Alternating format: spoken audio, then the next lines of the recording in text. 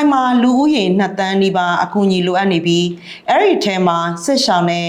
IDP ကန့်ကလူတွေအများဆုံးအကူအညီလိုအပ်နေပါတယ်ဒီသတင်းကို Western News သတင်းတော်ကပေးပို့ထားပါတယ်ရှင်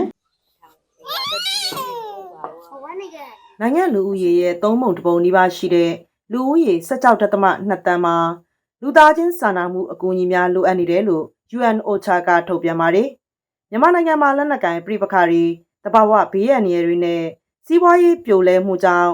ဒီလူဦးရေပမာဏဟာလူသားချင်းစာနာမှုအကူအညီတွေလိုအပ်နေတယ်လို့ဆိုပါတယ်။တနိုင်ငံလုံးအတိုင်းအတာအရလူဦးရေ16.2တန်းထဲမှာရခိုင်ပြည်ကလူဦးရေ1.9တန်းမှာလဲလူသားချင်းစာနာမှုအကူအညီတွေလိုအပ်နေတာပါ။စစ်တွေမျိုးအနီးနဲ့ကြောက်ဖြူမျိုးအနီးတို့မှာ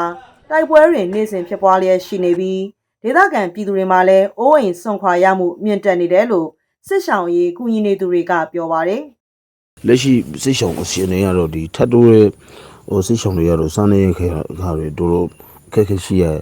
ကြတယ်ဘာလို့ဆိုရင်သူတို့ကနေရာ3ခုလောက်ကိုစစ်ဆောင်လာရတယ်ပထမကနေ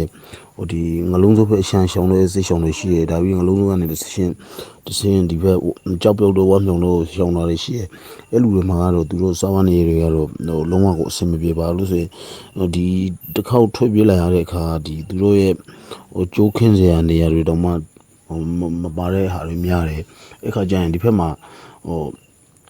ကိုနေထိုင်မဲ့ကြိုးရခင်းစာကိုဥစားပေးလုပ်ရတယ်ဒါပြီးရင်ဆန်ဆိုတာလေသူတို့က2ရက်3ရက်စာလောက်ပဲပါတယ်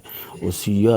အဓိကဒီစားဝတ်နေအခက်အခဲတွေကတော်တော်ရှိကြပါတယ်အကူအညီလိုအပ်နေတဲ့ရခိုင်လူဦးရေ2တန်းနီးပါးထဲက9,400,000ကိုပထမဆုံးဦးစားပေးကူညီထောက်ပံ့ပေးသွားမယ်လို့ UN-OCHA ကဆိုပါတယ်အကူအညီလိုအပ်နေတဲ့ရခိုင်လူဦးရေ1.9တန်းထဲမှာမွတ်စလင်ပြည်သူ9,500,000လဲပါဝင်နေပါတယ်အဲ့ဒီထဲက1,530,000မှာကြောက်ဖြူကြောက်တော်မြေပုံပေါက်တော်နဲ့စစ်တွေမြို့နယ်မှာရှိတဲ့ IDP စခန်းတွေမှာနေထိုင်ကြတယ်လို့ဆိုပါတယ်စစ်တွေမြို့နယ်မှာရှိတဲ့ကျေးရွာ20ကျော်မှာစစ်တွေမြို့ပေါ်အပါအဝင်အာရခတပ်တော် AA ထိန်းချုပ်နေရာတွေကိုစစ်ရှောင်နေရပါတယ်ဒီစစ်ရှောင်အရေးအတွက်သိန်းနဲ့ချီရှိနေပြီးအကူအညီတွေလည်းလိုအပ်နေတယ်လို့သိရပါတယ်ဆေးသားဖလို့လို့မျှော်လဲကူညီကယ်ဆယ်ရေးတွေလာပေးမလားလို့မျှော်နေကြပါတယ်ကယ်ဆယ်ရေးမရောက်တာတစ်နှစ်ကျော်ပါပြီအခုထိကူညီပေးမဲ့သူတွေမရှိပါဘူးဒီမှာကအလောက်ကန်ကလည်းမရှိပါဘူးအလုပ်တွေကအရန်ရှားပါတယ်တခါတလေခေါ်လာတော့လဲသွားရတယ်တနေ့ကုန်မိုးချုပ်ထိလုံးမှပတ်စံ1000လောက်ပဲရပါတယ်တရဲလောက်တန်းကတုတ်ခွေပါရဲဆုံးနေမှာမ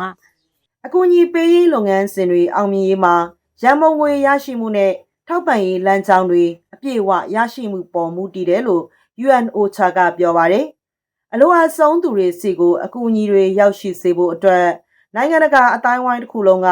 စီးလုံးညီညွတ်မှုနဲ့ပံ့ပိုးကူညီမှုကိုမဖြစ်မနေလိုအပ်နေတယ်လို့ UN-OCHA ကပြောပါတယ်အရှိတိလေကေဆေးမလားတော့